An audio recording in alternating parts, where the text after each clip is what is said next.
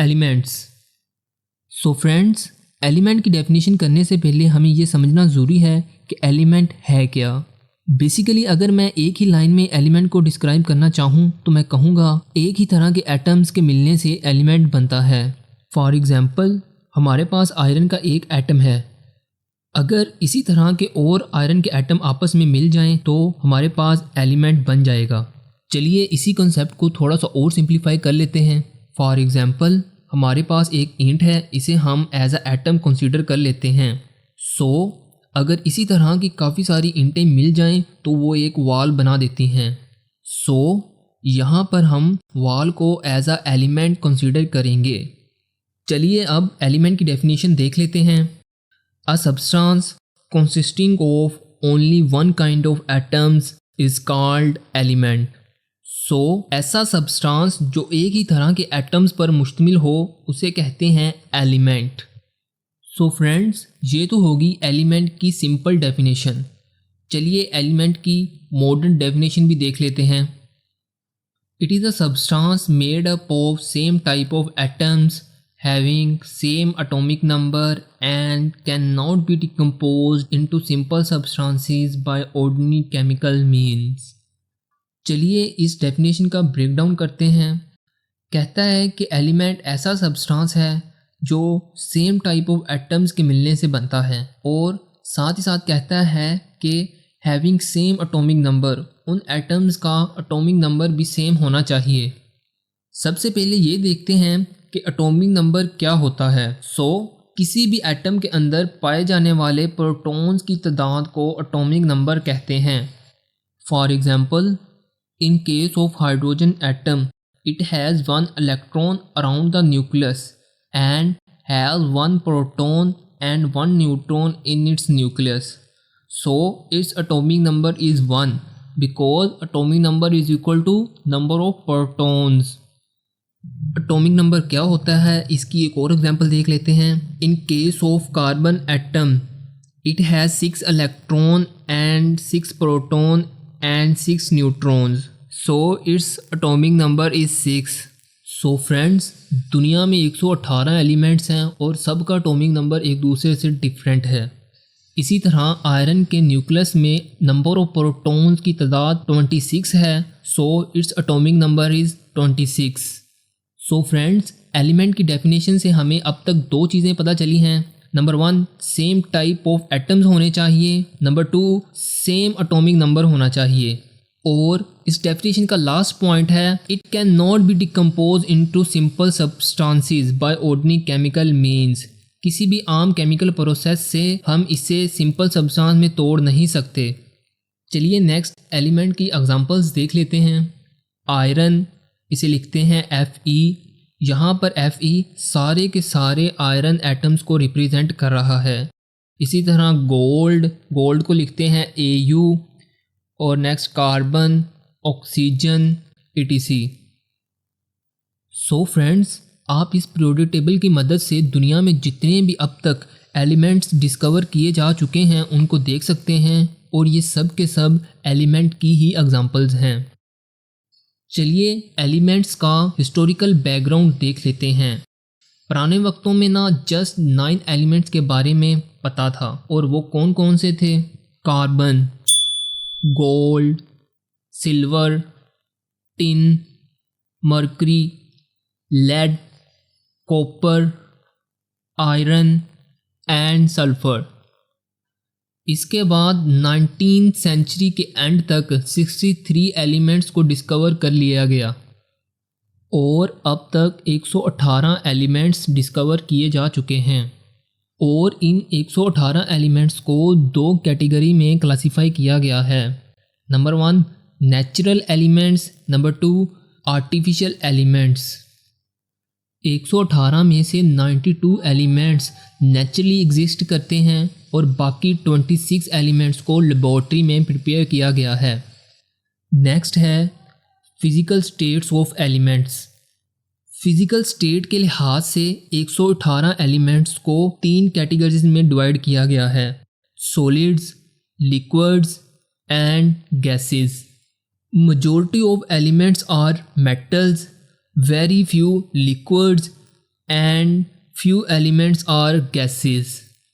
For example, gold, copper, iron, یہ سب sold کی examples ہیں. اسی طرح لیکوڈ کی ایگزامپلز ہیں مرکری، برومین، یہ لیکوڈ فارم میں پائے جاتے ہیں. اس طرح گیس کی ایگزامپلز ہیں oxygen, hydrogen and nitrogen etc. Next ہے کلاسیفیکیشن آف ایلیمنٹس. ایلیمنٹس کو 3 کلاسز میں ڈیوائڈ کیا گیا ہے: metals, naan metals and میٹالائڈز. Metals کیا ہوتے ہیں؟ میٹل ہوتے ہیں good conductor of heat and electricity. ان کی ایگزامپل کون کون سی ہوں گی؟ Iron, gold, Cooper etc. دنیا میں 118 ایلیمنٹس ہیں اور ان 118 ایلیمنٹس میں سے 80% ایلیمنٹس میٹلز ہیں. اسی طرح نان میٹلز کیا ہوتے ہیں؟ جو ہیٹ اور الیکٹریسٹی کے بیڈ کنڈکٹر ہوں. For example carbon, oxygen, nitrogen etc. Next ہے میٹالائڈز. میٹالائڈز کے اندر میٹل اور نان میٹل دونوں کی پراپرٹیز ہوتی ہیں. اس کی ایگزامپلز ہیں سلیکون، جرمینیم، اینٹیمنی etc. نیکسٹ ہے occurrence of elements. Elements occur in nature in free اور کمبائنڈ فارم. ایلیمنٹس نیچر کے اندر فری فارم میں بھی پائے جاتے ہیں اور کمبائنڈ فارم میں بھی پائے جاتے ہیں. فری فارم کا مطلب کیا ہے؟ فار ایگزامپل ایٹماسفیئر میں جتنی بھی آکسیجن پائی جاتی ہے وہ ساری کی ساری فری فارم میں ایگزسٹ کرتی ہے. اسے ہم ایٹماسفیئر سے ڈائریکٹلی انہیل کر سکتے ہیں. بٹ اوشنز کے اندر آکسیجن فری فارم میں ایگزسٹ نہیں کرتی.